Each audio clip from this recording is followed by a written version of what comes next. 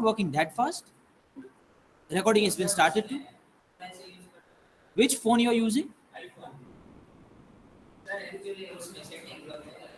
Phone में भी फर्क पड़ जाता है क्या? सैमसंग है क्या?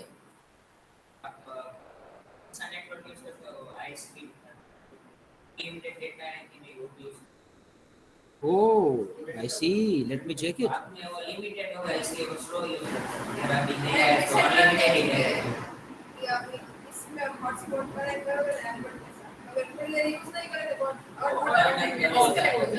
ये तो यूज हो ही रहा है ना, क्योंकि इसमें तो कॉन्स्टेंटली चालू ही होगा बोलना.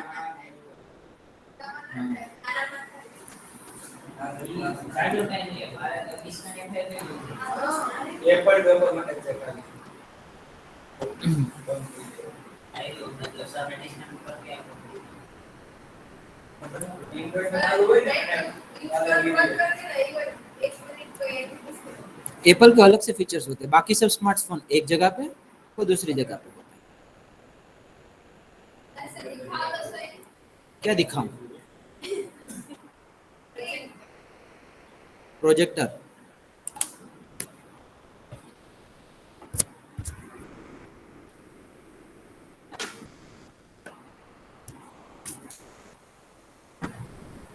Okay, let's move ahead.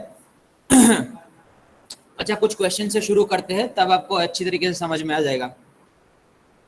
Present value of annuity का फॉर्मूला थोड़ा सा रिकॉल करने की कोशिश करो. मुझे मालूम है बहुत डिफिकल्ट था, लेकिन फिर भी कुछ ऐसा लग रहा था. वो present value of annuity, time value of money है ना, हर चीजों में बेस है. बोलो, हर चीजें उधर से शुरू होती है, उधर पे खत्म होती है. Valuation of shares, time value of money. Valuation of businesses, time value of money. Valuation of options, instruments and all such sort of things, time value of money. So present value of annuity formula, I stands for the installment amount, in bracket 1 minus 1 plus r raised to n divided by r. Now in that case, my friend, for the annuity we had got a specific period, say 5 years, 10 years. What do we mean by the annuity? Some payments are occurring, maybe say inflows or outflows. We want to know the present value of it. It may be an installment in the form of a loan, and we want to know that how much of loan we have taken. We use the formula of the present value of annuity, yes or no? Similarly, if I want to check that what amount I should invest now to get some amount of money on a gradual basis, present value of annuity may be useful in that. तो अब ये formula आपको कहीं और जगह पे भी काम आएगा. If we want to know the value of a company as well, no, then also it can be from, that how much of benefits we are going to receive from that company, and let's find the present value of it. So say a company is doing a business for many number of years. We don't know that exactly for what number of years company will do the business. Let's apply the same methodology over there. Ultimately, what company gets after incurring all the expenses and incomes is the profitability, yes or no? So if we discount all the profits for the infinite period, that's gonna be the value of a company. Now, say I have the profits of 1 lakh rupee, and I don't know that for how many number of years I'll receive this, because company has got the perpetual life. I don't know any foreseeable future in which the company gets shut down. And we assume generally that every companies are following the going concern basis until and unless it's not specified. अब going concern basis follow करना, इसका मतलब क्या है कि वो perpetual life के साथ है. तो कितने समय तक कंपनी प्रॉफिट करेगी ये तो नहीं मालूम है. तो प्रेजेंट वैल्यू फाइंड करना, और उसमें नंबर ऑफ पीरियड्स अगर आपके इनफाइनाइट हो जाए तो देखो कि आपका डिस्काउंटिंग फैक्टर कहां पे पहुंचता है. बेटा, नंबर ऑफ पीरियड्स अगर आप इनफाइनाइट करोगे इस फॉर्मूला के अंदर, सो आई in bracket 1 minus 1 divided by, say 1.10 you are doing, but 1000 times. Number of periods, let me just take it 1000 times. It may be taken as 1 lakh and then further even more amount than that. एक चीज observe करो बेटा, कि अगर denominator बहुत ज्यादा बढ़ा दोगे आप और उसको 1 से डिवाइड करोगे तो ultimately it will approach to 0, है क्या नहीं? नीचे अगर डिनोमिनेटर में 1 करोड़ रुपए है और ऊपर सिर्फ 1 है, तो फिर अल्टीमेटली वो कहाँ पे जाएगा, जीरो पे जाएगा. So this bracket will ultimately approach to zero if the number of periods will be too many, right? So let me just modify a formula a bit to be divided by r. तो I in bracket 1 minus ये जो discounting factor है वो क्या आ गया अब, zero, because n is infinite in nature. So 1 minus 0 divided by r. Clear है? So I in bracket 1 divided by r, yes or no? 1 minus 0 will be 1 only. So it can also be, let me open the bracket. So it can also be regarded as I in bracket r. I को 1 से multiply कर दिया, divided by r, yes or no? So the present value of the perpetuity formula is derived now. If you have got a perpetuity for which you don't have any number of periods and you want to know that what's going to be the present value of it, all the expected profits you are expecting from the company for infinite perpetual life, let's find the present value of it. It's basically the rate of return requirement in a denominator and numerator will be your profit. Clear है? क्योंकि perpetual है life. Annuity का ही formula use किया है लेकिन उसको perpetual बना दिया. अब आई की जगह पे आपके बेनिफिट्स कौन से होते हैं, profit after taxes, because that's what you receive after making all the expenses. Say the profit is 1 lakh. Now what will be the required rate of return of a company to operate? We are generally assuming that whatever the weighted average cost of capital the company has, no, at least this much of requirement they will be having from their investments. मेरे जितना भी cost है मेरे finance का, equity का, date का, और जितना भी कॉस्ट है, एटलीस्ट उतना तो मैं एक्सपेक्ट करूं कि ना करूं. तो मैं आर को ले लेता हूं मेरा WACC, required rate of return. If that is 0.10, then the valuation of a company will be how much? 10 lakhs. 0.10 माने के 10%, yes or no? We are writing 10% as 0.10. Say if my required rate of return gets reduced to 8% from 10%, then what will be the new value of a company? Check it out. 1 lakh divided by 8%. 8% can also be written like 0.08. It will be how much? No. It won't be 8 lakhs. It will be 12 lakh 50,000 or somewhat. Let's check it.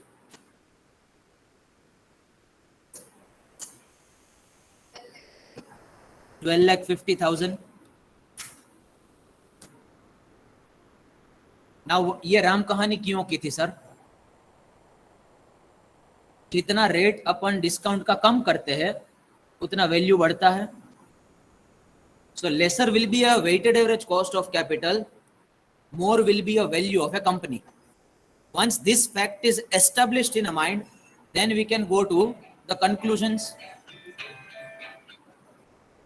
and the things of this theory. And we have used the perpetual life in this case. Perpetual life का formula भी ऐसे एकदम हवा में नहीं आया है, हमने उसको प्रूव करके दिखाया कि I डिवाइडेड बाय R कैसे आया. ठीक है. अच्छा, तो मतलब ये समझ में आया कि जितना भी रिक्वायर्ड रेट ऑफ रिटर्न कम होता है उतना कंपनी का वैल्यू बढ़ता जाता है. और भी समझने वाली बात यह है कि जितना कॉस्ट कंपनी का कम होगा, ऑब्वियसली वो ज्यादा सेव कर पाएगी, तो ऑब्वियसली उसका वैल्यू भी ज्यादा होगा. है क्या नहीं? अच्छा, let's go to the theories, what they were telling to us. This is going to be the last theoretical question because after that the third module will be entirely practical in nature. मजा आएगा उसके अंदर.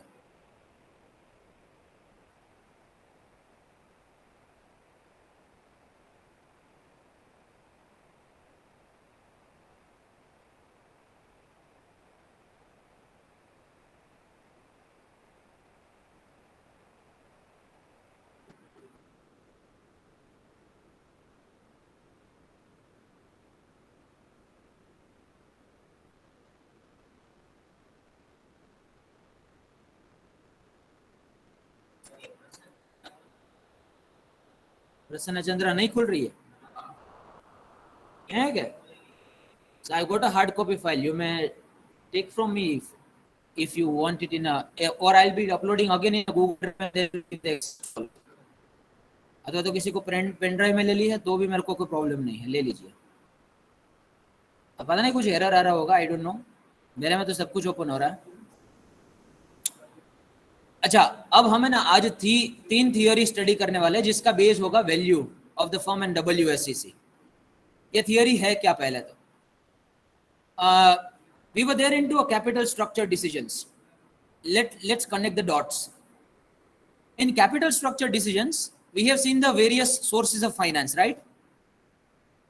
Now, weighted average cost of capital we had to calculate. We have calculated that too. That means the overall cost of the finance of a company. Now, do we have any specific methodology or say a theory which will guide us that what will be the impact of my capital structure decision on first the value of a company and second the overall source of finance of a company? I'm repeating that.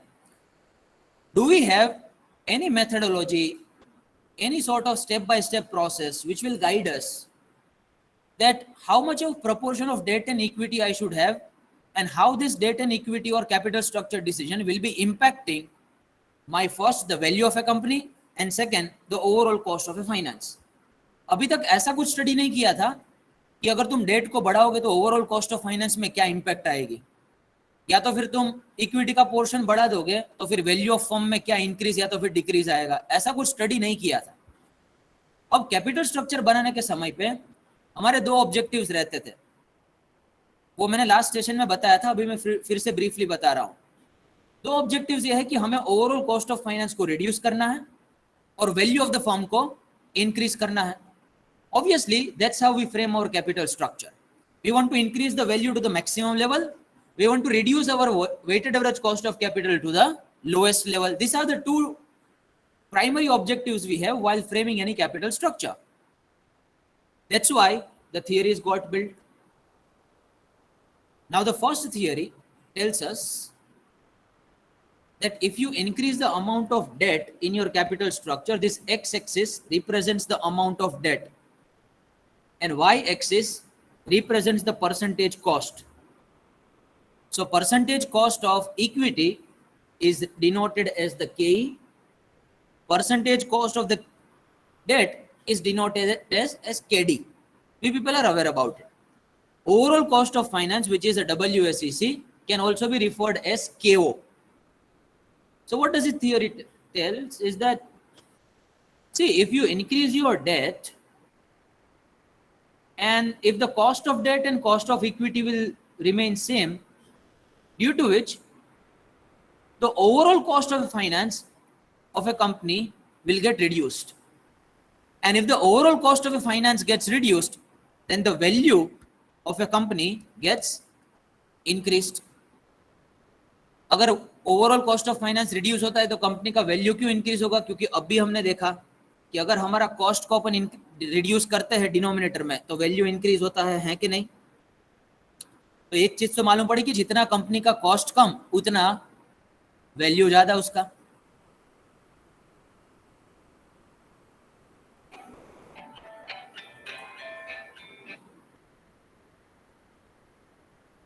अच्छा, ये theory के assumptions क्या है? बोल रहे कि आप जितना भी डेट लेते जाओ ना अपना कैपिटल स्ट्रक्चर में, ये एक्स एक्सिस है ना, वो डेट को रिप्रेजेंट करता है।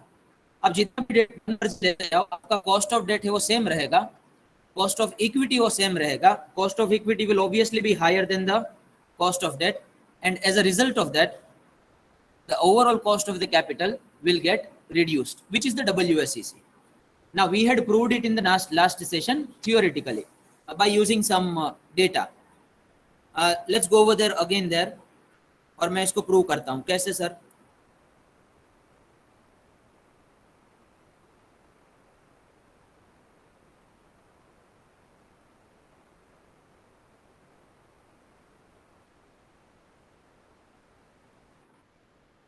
Weighted average cost of capital का थोड़ा सा फॉर्मेट याद करने की कोशिश करो, ऐसा कुछ था, है क्या नहीं?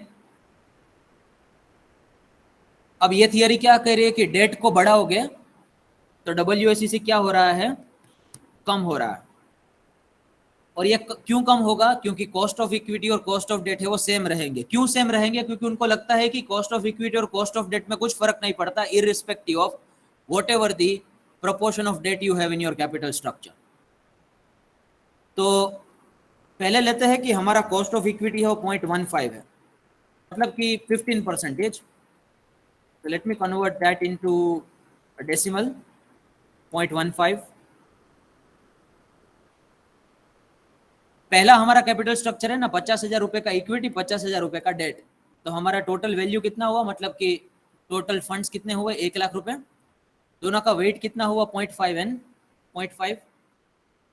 याद करो थोड़ा सा, हम weighted average cost of capital कैसे फाइंड करते थे, ये कॉस्ट था उससे मल्टीप्लाई करते थे अपन वेट को। So we got the equivalent cost, और इक्विवेलेंट का टोटल कॉस्ट करते थे तो हमें क्या मिलता था, weighted average cost of capital. अब हम एक काम करते हैं, वो बोल रहे हैं कि कॉस्ट ऑफ इक्विटी में तो कुछ फर्क नहीं होगा irrespective of whatever the changes you make in your level of debt. So cost of equity will be 0.15 only, or in other words the 15%, and cost of debt will remain 8% only. Now let me just change the proportion of a debt in my capital structure. पूरे 1,00,000 रुपए में से 80,000 रुपए हम कहां से contribute कर रहे हैं, अब डेट में से, एंड 20,000 सिर्फ किस में से कंट्रीब्यूट कर रहे हैं, इक्विटी में से। मतलब कि we have increase the proportion of a debt now, yes or no? So total will be how much, 1,00,000. So accordingly the weight of both the sources will also be different. Weight of equity will be 0.2, weight of debt will be 0.8. You multiply the cost with the weight, what do you get, equivalent cost. So let me just multiply that, equals to cost multiplied by weight. So we get 0.0300, and similarly 8% will be multiplied with 0.8, which is the proportion of a debt in my total capital structure. The equivalent cost turns out to be 0.0640. Let me just add this too, so I'll get the WSEC. That's what we used to do in a WSEC, if you can recall it a bit. WSEC will be equals to SUM, open the bracket, and the total of this two, that is how much now?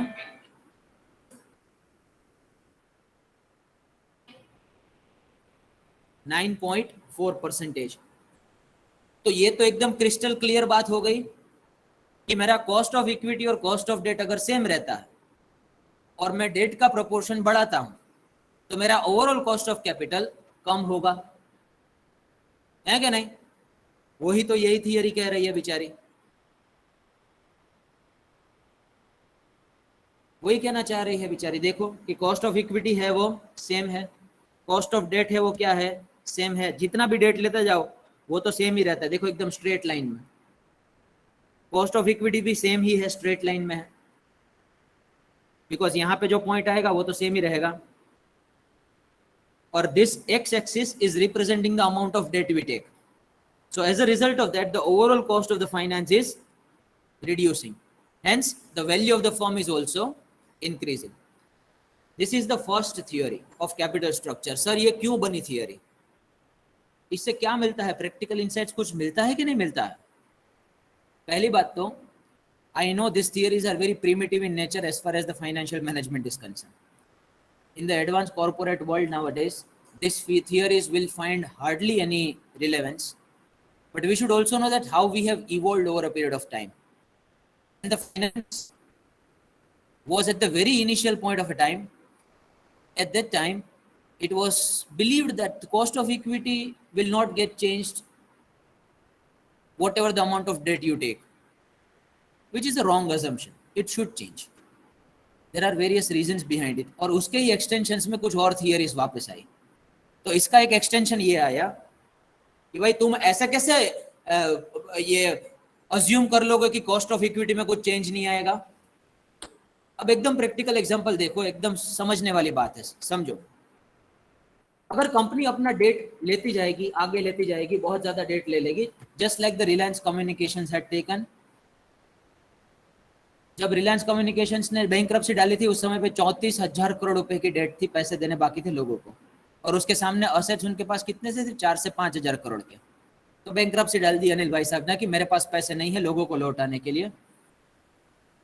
अब date लेते जाएगी कोई भी company तो company की position बढ़ेगी, risk position बहुत high होगी, क्योंकि अब कल जाके कंपनी को कुछ तकलीफ हुई तो डेट का पैसा तो आपको कहीं ना कहीं से निकालना पड़ेगा। दूसरी बात, इक्विटी शेयर होल्डर्स होते तो आप उसको मना कर सकते थे डिविडेंड के लिए, अब भाई नहीं है यार, 2-4 साल हमारे अच्छे नहीं गए, हम डिविडेंड हम आपको नहीं दे सकते। लेकिन इंस्टॉलमेंट वालों को मना कर सकते हैं, उनके तो इंस्टॉलमेंट्स चढ़ते जाएंगे, और उनके इंस्टॉलमेंट्स पे नहीं किया तो उसके ऊपर भी कंपाउंडिंग लगता है, इंटरेस्ट के ऊपर इंटरेस्ट चार्ज करेंगे कि तूने इंटरेस्ट नहीं दिया ना तो तेरे को और इंटरेस्ट लगेगा। तो अगर कंपनी बहुत ज्यादा रिस्क ले लेती है तो as an investor who is a shareholder like me, for me too it's a matter of concern, right? My risk position has also increased because the company has taken the too much of risk, है क्या नहीं? So I should also increase my expectations from a company. मैं अगर share holder हूं तो मैं सोचूंगा कि कंपनी कितनी रिस्की हो रही है। कंपनी तो लोन लेती जा रही है, लेती जा रही है, लेती जा रही है, चलो ठीक था भाई, थोड़ी बहुत ठीक है, लेकिन तुम लेते ही जाओगे तो तुम्हें जो बेनिफिट्स मिलने वाले हैं वो बेनिफिट्स तुम किसको ट्रांसफर करो? मुझे ट्रांसफर करो। मेरा रिस्क पोजीशन है वो इंक्रीज हो रहा है। As a shareholder, my expectations will also get raised because the company has taken the too much of risk. And this is what the risk and return trade-off theory was also telling us in the initial sessions, if you can recall it. Higher the risk, higher the return. If I have got the too much of risk in a company, rather I would prefer in a fixed deposit, not 7 to 8%. Why I would invest in a company at 7 to 8% if it is too risky? I don't know whether company will be able to meet its expectations. I don't know whether the company will be able to meet the installment amounts on the loans. They have taken the too much of loan now, so I will increase my expectations. मैं cut मारने की कोशिश करूंगा उधर से कि भाई इधर से जितना जल्दी बने ना इतना निकल होगा, अथवा तो निकलना नहीं है तो डिविडेंड रेट ज्यादा कर दो, या तो फिर कैसे भी मुझे रिटर्न दो ज्यादा, because you are too risky now. When the companies are declining, no, this is also observed that they increase the dividend payouts a lot. जब कंपनी रिस्क पोजीशन में आती है, डिक्लाइनिंग सिचुएशन में आती है, उस समय पे डिविडेंड पे आउट ज्यादा हो जाता है, कॉस्ट ऑफ इक्विटी बढ़ जाता है। इक्विटी शेयर होल्डर्स को अपने पास रखने के लिए आपको कुछ तो करना पड़ेगा। क्या करेंगे फिर? डिविडेंड देना पड़ेगा, अदरवाइज वो कंपनी छोड़ के चले जाएंगे, मार्केट प्राइस क्या हो जाएगी? क्रैश। तो डिविडेंड पे आउट करना शुरू कर देते हैं। ओएनजीसी देखो, जितनी भी कंपनीज है ना जो डाउनवर्ड ट्रेंड में चल रही है प्रोडक्ट लाइफ साइकिल में मतलब उनका सेचुरेशन आ चुका है, अब कौन सी जगह पे है? डिक्लाइनिंग स्टेज में। उन सभी ने डिविडेंड पे आउट्स बढ़ा दिए हैं अपने। तो मैं ये कहना चाहता हूं कि अगर डेट बहुत ज्यादा बढ़ जाएगी कंपनी की तो कंपनी का रिस्क बढ़ेगा। कंपनी का रिस्क बढ़ेगा तो एज अ शेयर होल्डर मेरा भी रिस्क बढ़ेगा। एज अ शेयर होल्डर अगर मेरा रिस्क बढ़ता है तो मैं भी कंपनी से ज्यादा एक्सपेक्टेशंस रखूंगा। My expectations, my cost of equity should get raised because you have taken the too much of risk now. Hence, this theory tells that ideally, due to the level of debt you take, you get the reduction in the WACC, but that reduction in WACC is taken away by the equity shareholders. Equity shareholders have raised their expectations, hence the overall cost of the capital, which is the KO, that remains same. इसमें एक ही change किया अपन ने कि cost of equity को static नहीं समझा है। Cost of equity same नहीं रहता। इक्विटी शेयर होल्डर्स के एक्सपेक्टेशंस चेंज होंगे based on the risk profile of the company. Company बहुत ज्यादा डेट लेती है, इक्विटी शेयर होल्डर्स भी अपने एक्सपेक्टेशंस को रेज करेंगे। और इसमें सेम क्या रहता है? सेम क्या रहता है इसमें? Cost of debt and cost of overall cost of finance, WACC, KO। बीच वाला लाइन है वो KO का है। इसमें क्लियर है यहां तक? अच्छा सर, इसको मैथमेटिकली प्रूव करते हैं, चलो जाते हैं। सेम एग्जांपल, क्या चेंज हो रहा है क्या नहीं चेंज हो रहा है देखना। ये है पहला वाला कैपिटल स्ट्रक्चर। इसके अंदर हमारा इक्विटी 50,000 का है, डेट भी कितने का है? 50,000। इक्विटी का कॉस्ट है 0.15, डेट का कॉस्ट है 0.08, 15% and 8%.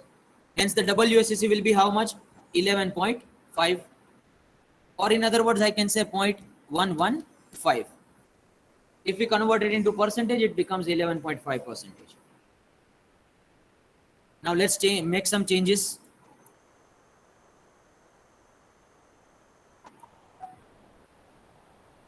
Now we are increasing our debt.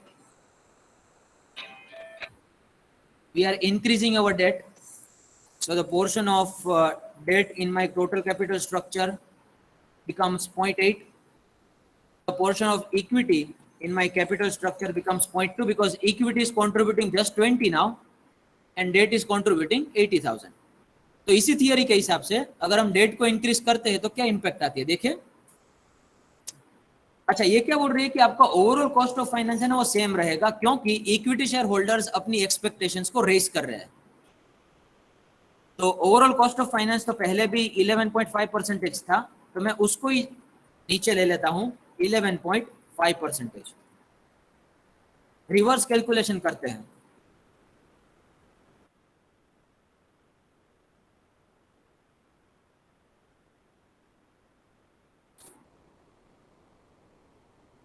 Cost of debt तो सेम रहता है as per this theory. Cost of debt का लाइन सेम है, देखो एडी नीचे वाला लाइन. तो कितना भी डेट ले लो अभी तक वो तो चेंज नहीं हो रहा है. So cost of debt would again be 0.08 which will be 8%. yes or no? So my equivalent cost of the cost of debt will be 0.0640. Now balancing figure from the overall cost of finance will be the equivalent cost of what? Equity. So balancing figure would be how much? Check it out. Equals to 11.5 minus this 0.06. So there comes 0.0510. Now how do we find the equivalent cost? We multiply the cost of finance with, wait, here in this case I have got the equivalent cost which is 0.0510. Cost of finance I do not have, that will be my balancing figure. Cost of equity, so let me assume that as an x. Weight will be 0.2. So let me take this 0.2 over there. So 0.0510 divided by 0.2, so equal will be x. X is nothing but the cost of finance. In other words, it's KE. So my KE would be how much? 0.255. So my balancing figure of the cost of equity comes over here as 0.255.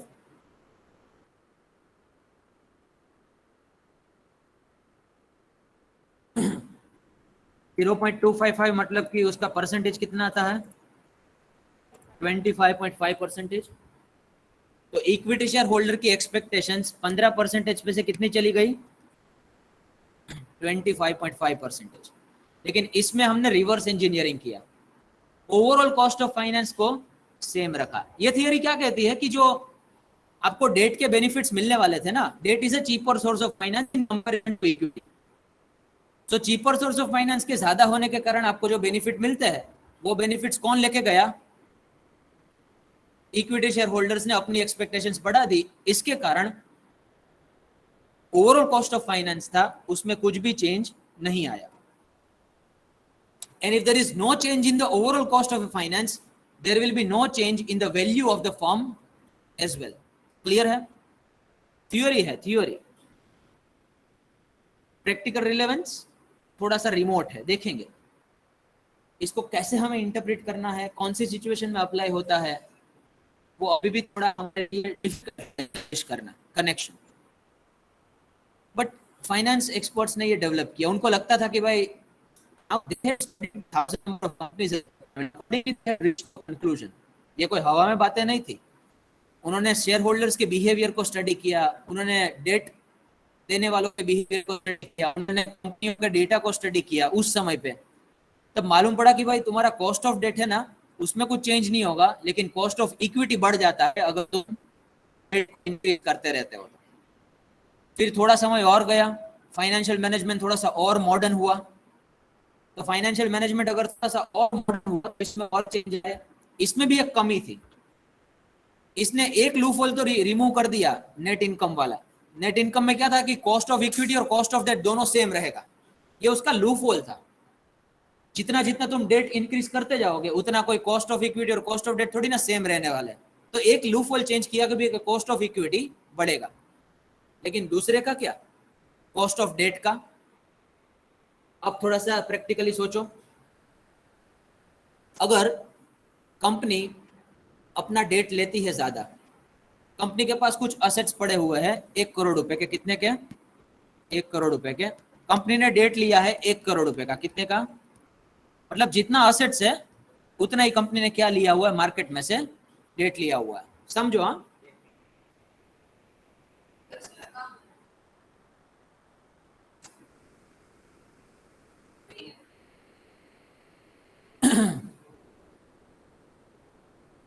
अब अपन loan लेने जाते हैं भाई, loan लेने जाते हैं तो loan किसके ऊपर होता है, कोलेटरल सिक्योरिटीज के ऊपर। आप असेट्स रखो, अपने फिक्स्ड असेट्स रखो, प्लेज कराओ, मॉर्गेज करवाओ, लैंड एंड बिल्डिंग है तो अगर, या तो फिर तुम कोई हाइपोथिकेशन करवाओ जो असेट्स तुम्हारे पास है लेकिन उसके ऊपर सिक्योरिटी किसी ने क्रिएट करके रखी।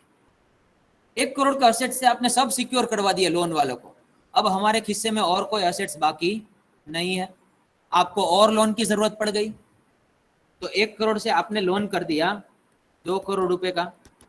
अब आप ऐसे कटोरा मांग के यस बैंक के पास गए और उनको बोले 1 करोड़ रुपए का था, असेट्स तो दे दिए, अब 2 करोड़ रुपए का चाहिए। यस बैंक वाले बोले कोई बात नहीं, असेट्स लाओ सिक्योरिटी में। तो ये बोले यार असेट्स तो खत्म हो गए, 1 करोड़ रुपए के असेट्स थे, उसकी तो फुल सिक्योरिटी दे दी, अब क्या करें, नया वाले असेट्स कहाँ से निकाले। तो यस बैंक वाले बोलेंगे कि भाई तो ये तो फिर सिक्योर्ड लोन नहीं होगा, ये कौन सा वाला लोन होगा, अनसिक्योर्ड लोन होगा। तो यस बैंक अनसिक्योर्ड लोन पे क्या इंक्रीज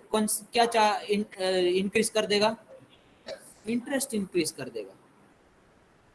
तो तुम ऐसा अज्यूम कर सकते हो कि मैं मेरा डेट में कितना भी बढ़ाता जाऊं लेकिन केडी सेम रहेगा।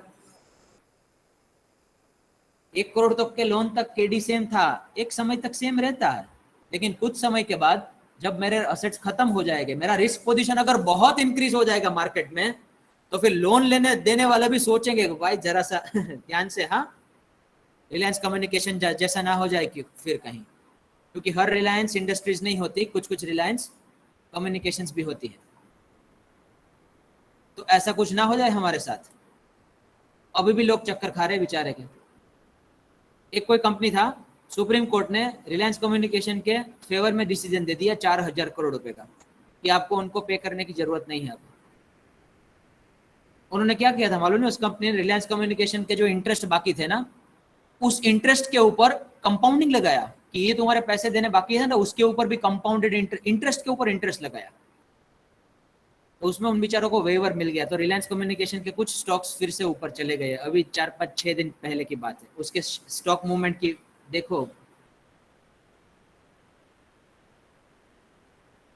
तो अगर लोन बहुत लेते जाओगे तो फिर उनकी बेचारों की सिचुएशन क्या हो जाती है, थोड़ी सी अनसिक्योर्ड, वो अपने इंटरेस्ट को बड़ा कर दिए, उनको मालूम है कि अब है ना इंटरेस्ट चार्ज ज्यादा करो क्योंकि ये पार्टी कभी भी हाथ खड़े कर सकती है।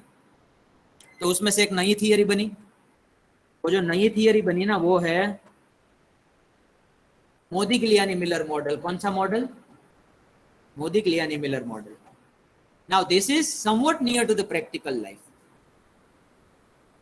If the corporate behavior we study about the capital structure and their relationship with the overall cost of finance, then this is somewhat near to the reality. I'm not saying that it does not have any sort of a criticisms. Yes, it has some criticisms of it on, but ये reality से ज़्यादा connected.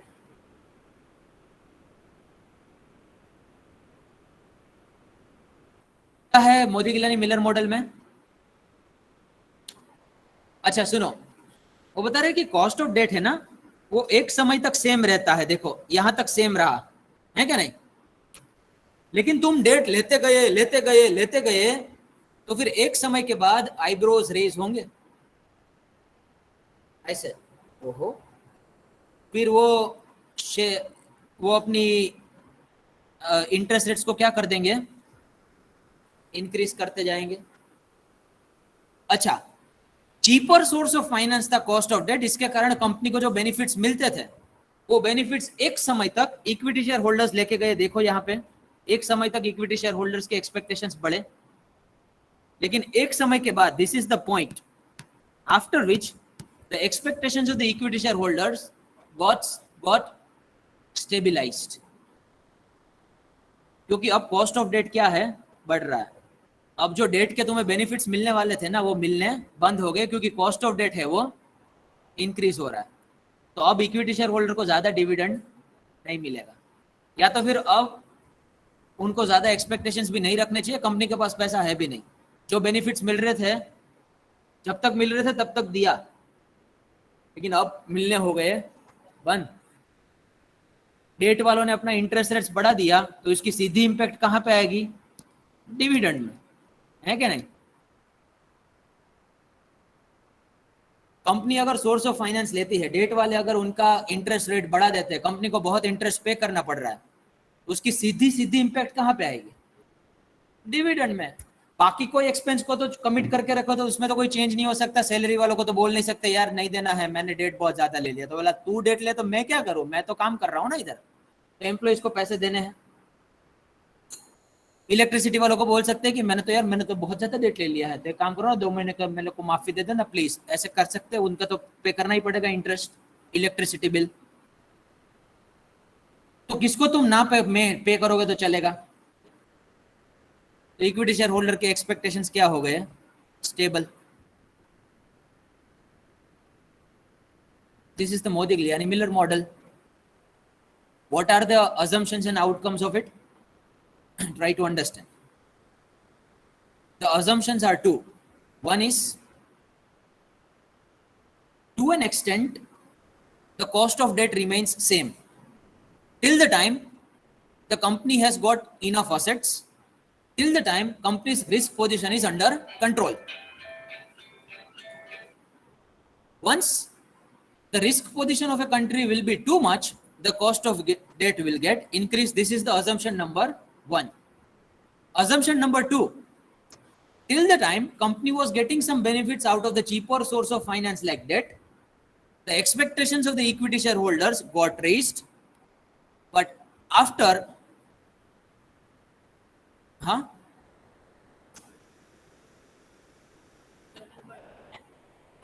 after a certain point of time it becomes stable. Very nice, Miss Asta. और date और equity में कुछ भी हो जाए, आपका ओवरऑल कॉस्ट ऑफ कैपिटल कहाँ पे ऐसे यूं पैर करके बैठा हुआ है, क्या है, स्टेबल। वो बोल रहे हैं कि मेरे को इंक्रीज होना बजा हो जा, वो बोल रहे मेरे को रिड्यूस होना इंक्रीज होना तो हो जा, मैं इधर स्टेबल हूँ ब्रो। वैसे मीम नहीं आया था कोई, तो लोग ऐसे बहुत ज्यादा लोग खेल रहे थे, एक चाचा थे वैसे खटिए पे बैठे हुए थे और पूरे लोगों को क्रिकेट देखते देखते देख रहे थे। ऐसा कुछ मीम था कि नहीं, ऐसा मस्त मजे में ले बाहर दुनिया तहस नहस हो रही है, ध्वस्त हो गया, लेकिन वो ऐसे स्टेबल होकर बैठे। तो ओवरऑल कॉस्ट ऑफ फाइनेंस में कुछ चेंज नहीं आ रहा है, वैल्यू ऑफ फर्म में भी कोई चेंज नहीं आ रहा है, just because of your capital structure. और नेट इनकम अप्रोच तो बिल्कुल ही मतलब वाहियात था। तो वो ऐसा कह रहा था मालूम है कि तुम डेट लो ना तो तुम्हारी वैल्यू इंक्रीज होगी, क्योंकि तुम्हारा ओवरऑल कॉस्ट ऑफ कैपिटल कम होता है। तो मेरे भाई मैं डेट लूंगा तो क्या मेरा कॉस्ट ऑफ डेट उधर का उधर रहेगा क्या, कॉस्ट ऑफ इक्विटी मेरा उधर का उधर रहेगा क्या, उसमें कुछ चेंज नहीं आएंगे अगर मैं डेट लूंगा तो फिर नए एक्सटेंशंस आए। तो इस वाले थियरम को हम कहते हैं Modigliani Miller theorem. You people are suppose to remember only the basics of it, there are practicals of this too, but वो हम नहीं कवर कर रहे because that much of an extension is not required right now. इसके कुछ और भी advance models आए हैं, ट्रेडिशनल मॉडल है, उसके ऊपर भी बहुत EBIT EPS एनालिसिस होता है कैपिटल स्ट्रक्चर का, लेकिन वो बेसिक फाइनेंशियल मैनेजमेंट में नहीं है। वो एडवांस फाइनेंशियल मैनेजमेंट जब फाइनेंस स्पेशलाइजेशन अगर हम लेते हैं तो आता है, इसमें हर एक के लिए वो नहीं है। क्लियर है, समझ में आया, चलो सही बात है। हाँ ओवरऑल कॉस्ट कभी डाउन नहीं जाएगा, वो सेम ही रहेगा। ओवरऑल कॉस्ट सिर्फ नेट इनकम के हिसाब से डाउन जाता है। नेट इनकम एक ही थियरी ऐसा कहती है कि ओवरऑल कॉस्ट है वो कम जाता है। और वो ऐसा क्यों कह रही है? क्योंकि उसको लगता है कि cost of equity and cost of debt दोनों सेम रहेंगे। लेकिन उनका ये अजम्पशन क्या है?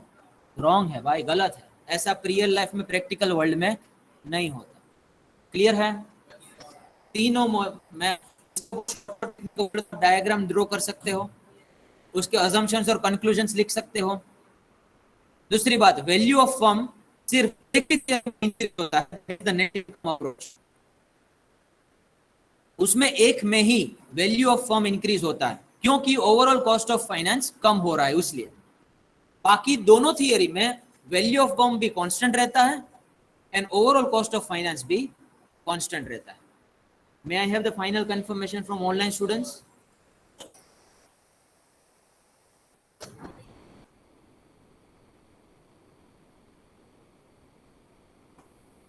Mr. is asking me when I'll be uploading the recording. Yes, Mr. Rahil, I think I should do it before end of the day today. I guess 4 sessions are pending to be uploaded, including this one. It will be done. If you have any question or query, please let me know.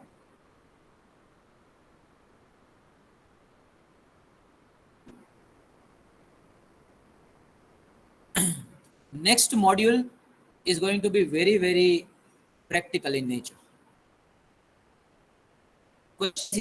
Numericals ही आएंगे. Any sort of a investment decisions will be appraised and evaluated by numbers.